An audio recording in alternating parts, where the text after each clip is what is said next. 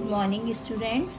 आज हम आपको क्लास 9th और 10th में पढ़ाई जाने वाली हिंदी की पुस्तक साहित्य सागर के गद्य भाग से पाठ 1 बात अठन्नी की, जो कि सुदर्शन जी ने लिखी है, उस कहानी को पढ़ाने जा रहे हैं। कहानी को सुदर्शन जी ने इस तरह से लिखा है जिससे समाज में व्याप्त जो न्याय व्यवस्था की त्रुटियां हैं उनको स्पष्ट रूप से देखा जा सकता है। सुदर्शन जी का जन्म जो था वो सियालकोट, जो अब पाकिस्तान में है, उसमें हुआ था। इनका जो वास्तविक नाम है स्टूडेंट्स वो बद्रीनाथ था। सुदर्शन जी ने शिक्षा प्राप्त करने के बाद दैनिक पत्र आर्य गजट में संपादक के रूप में काम किया। इन्होंने उर्दू में लिखना शुरू किया और बाद में हिंदी में आ गए। 16 दिसंबर 1967 को इनका स्वर्गवास हो गया था। इनकी रचनाओं में आर्य समाज के सिद्धांतों की छाप है। इनका दृष्टिकोण सुधारवादी था और इनकी पहली कहानी हार की जीत थी। सुदर्शन जी की भाषा सहज, स्वाभाविक, प्रभावी तथा मुहावरेदार है। सुदर्शन जी ने अपनी सभी रचनाओं में समस्याओं का समाधान आदर्शवाद से किया है। सुदर्शन जी के जीवन परिचय के बाद अब हम कहानी को पढ़ते हैं। बात अठन्नी की कहानी में कहानीकार सुदर्शन जी ने समाज की न्याय व्यवस्था पर जमकर प्रहार किया है। यह कहानी न्याय व्यवस्था के अत्याचार को प्रदर्शित करती है। रसीला इंजीनियर बाबू जगत सिंह के यहाँ नौकर था। रसीला, जो कि इस कहानी का मुख्य पात्र है, वह एक नौकर था।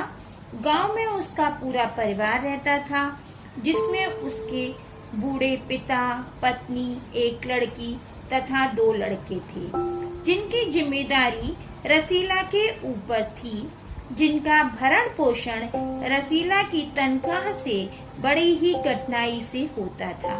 चूँकि तनख्वाह कम होने की वजह से गुजारा नहीं हो पा रहा था, इसलिए रसीला बार बार इंजीनियर बाबू से प्रार्थना करता कि उसकी तनख्वाह बढ़ा दें, परंतु इंजीनियर बाबू यह कहकर मना कर देते थे कि जहां इससे ज्यादा मिले वहां नौकरी कर ले। रसीला यहाँ कई वर्षों से कार्य कर रहा था, तो इसलिए उसने यहाँ नौकरी नहीं छोड़ी। शेख सलीमुद्दीन जिला मजिस्ट्रेट इंजीनियर बाबू के पड़ोसी थे। उनके चौकीदार का नाम रमजान था, जो कि रसीला का बहुत अच्छा दोस्त था। एक दिन रसीला बहुत उदास और सुस्त था, तो रमजान ने पूछा कि आज वह इतना शांत क्यों है। तो रसीला की आंखों में आंसू आ गए। उसने कहा, बच्चे बीमार हैं, घर में रुपया नहीं है, मालिक ने पैसे देने से इनकार कर दिया। तो रमजान ने रसीला को कुछ पैसे दे दिए।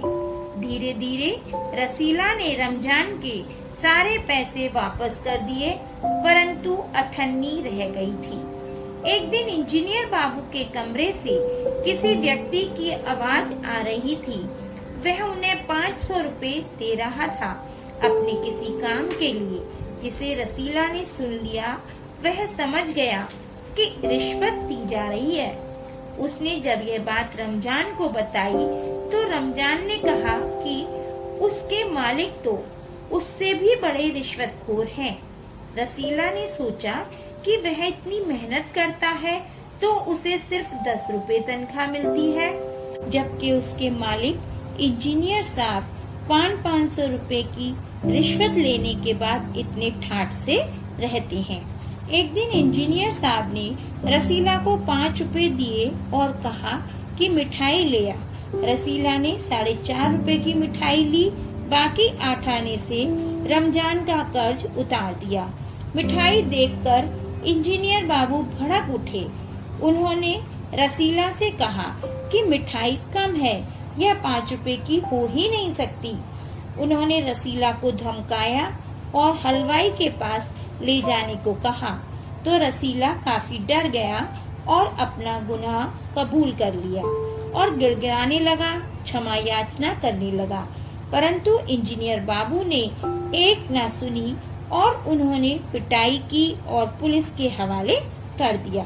उन्होंने सिपाही को 5 रुपए दिए और कहा कि इससे सब कुछ मनवा लेना।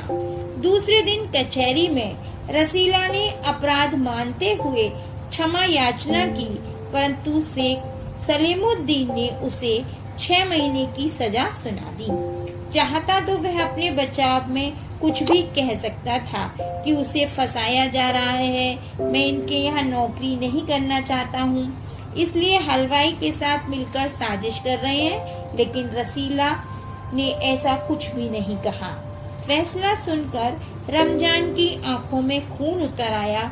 उसने कहा, यह इंसाफ नहीं, यह अंधेर है, क्योंकि बात केवल 98 की है। इस तरह से हम देखते हैं इस कहानी में जो लेखक है उसका मुख्य उद्देश्य समाज में व्याप्त बुराइयों को दिखाना है। इस कहानी में गरीब और अमीर दोनों श्रेणियों की मानसिकता और उनकी सोच को दर्शाया गया है। साथ में रिश्वत जैसे जघन्य अपराध को भी लेखक ने बताने की कोशिश की है। रसीला का मित्र रमजान गरीब होते हुए भी रसीला की मदद करता है और उसे पैसे देकर उसकी सहायता करता है। दूसरी तरफ जगत सिंह जैसे अमीर लोग गरीब का मजाक बनाते हैं, उनका शोषण करते हैं, जरूरत पड़ने पर अपने घर के नौकर की आर्थिक मदद भी नहीं करते हैं। जगत सिंह 98 के लिए रसीला को सजा दिलवाते हैं, जबकि खुद ही बड़े रिश्वतखोर हैं।